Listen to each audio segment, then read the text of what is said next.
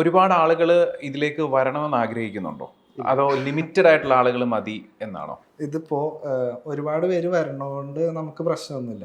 ഇതിപ്പോ ഏറ്റവും നല്ലത് ഇത് ലിമിറ്റഡ് ആയിട്ട് ആളുകൾ വരണം എന്നുള്ളതാണ്. മീൻസ് ഇപ്പോ മാജിക്കിന്റെ അവസ്ഥ അറിയാലോ. മാജിക് എന്ന് പറയുന്നത് ഇപ്പോ എവിടെയും ഇല്ല. കാരണം ഒരു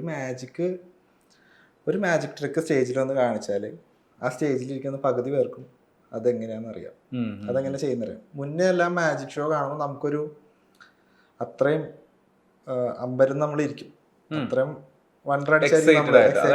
ഒരു കാലഘട്ടം മുമ്പ് വരെ. അതെ, ഇതെങ്ങനെയാണ് ചെയ്യുന്നത്, അല്ലെങ്കിൽ ഇത് എങ്ങനെ പോസിബിളായി, ആള് ശരിക്കും ഒരു മജീഷ്യൻ, അത്രയും സൂപ്പർ നാച്ചുറൽ പവർ ഉള്ള ഒരാളാണെന്നാണ് നമ്മൾ വിചാരിച്ചിരുന്നത്. ഇപ്പൊ അവര് ചെയ്യുമ്പോൾ നമ്മൾ തന്നെ കാണുന്ന, നമ്മൾ തന്നെ ഇപ്പോൾ ഒരു മെന്റലിസ്റ്റ് എന്നുള്ള രീതിയിൽ മാജിക് ഷോസ് വരുമ്പോഴും നമുക്ക് അതിൽ നിന്നും കുറച്ച് പഠിക്കാനൊക്കെ ഉണ്ടാവുമല്ലോ.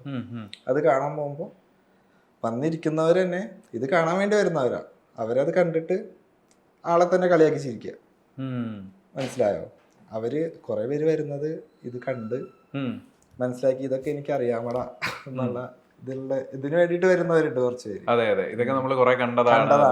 ഇപ്പോ ഒരു ഫിലിം കാണാൻ വേണ്ടി നമ്മളൊരു തിയേറ്ററിൽ പോവാണ്. ഒരു വട്ടം കണ്ട ആള് വീണ്ടും വന്നിരുന്ന് കാണുമ്പോ അതിന്റെ കഥ പറയും. മനസ്സിലായോ? അതങ്ങനെ വരും, ഇങ്ങനെ വരും, നമ്മളിതൊക്കെ കണ്ടതാണെന്ന് പറയുന്ന ഒരു രീതിയാണ്. ആ രീതിയിലാണ്.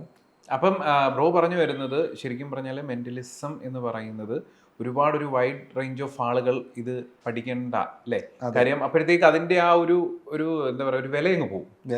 പിന്നെ ഇപ്പോ നിലവില് മെന്റലിസം എന്ന് പറയുന്ന ഒരു ആർട്ട്, മെന്റലിസം എന്ന് പറയുന്ന ഒരു ആർട്ടാണ്. നമ്മുടെ ഡാൻസ് പാട്ടൊക്കെ പോലെ തന്നെയുള്ള ഒരു ആർട്ടാണ്. അത് നശിച്ചുകൊണ്ടിരിക്കുക, സത്യം പറഞ്ഞാൽ നശിച്ചുകൊണ്ടിരിക്കുകയാണ്. കാരണം എന്താണെന്ന് വെച്ചാൽ ഇപ്പോൾ ഞാൻ വർക്ക് ചെയ്യുന്നൊരു